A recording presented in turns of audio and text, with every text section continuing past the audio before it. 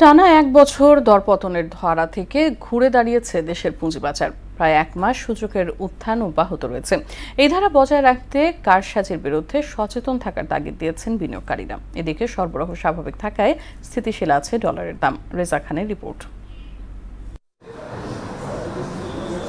টানা প্রায় এক বছর দরপতনে তলানিতে নেমে যায় দেশের পুঁজিবাজার।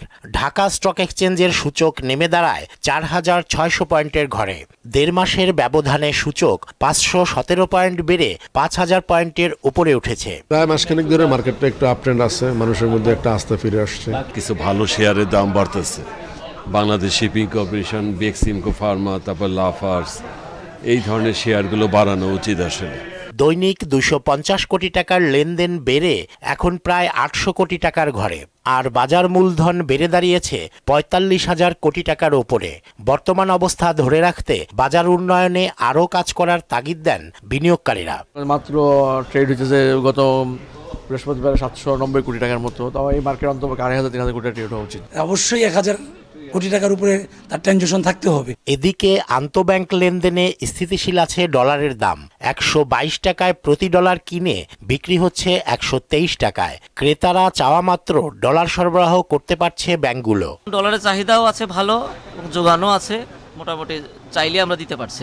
অন্যদিকে মানি এক্সচেঞ্জ মার্কেটে প্রতি ডলার ১২৪ টাকা ২০ পয়সায় কিনে ১ টাকা লাভে বিক্রি হচ্ছে।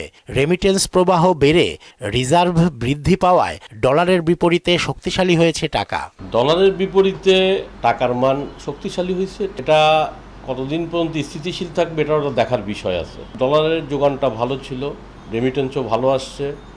তার পরিপ্রেক্ষিতে থেকে সেন্ট্রাল ব্যাংক বিগত কয়েকদিনে মোর দ্যান 20 কোটি ডলার কিনেছে, এটাও একটা কারণ। ডলারের দাম স্থিতিশীল রাখতে অবৈধ মানি চেঞ্জারদের বিরুদ্ধে ব্যবস্থা নেওয়ার তাগিদ দেন সংশ্লিষ্টরা। নাম সর্বস্ব সাইনবোর্ড নিয়ে ব্যবসা চলতেছে, খোলা বাজারে কেনাবেচা করতেছে, তদারকির কোনো ব্যবস্থা নাই। ব্যাংকের সামনে দাঁড়ায় তারা ব্রোকারি করতেছে।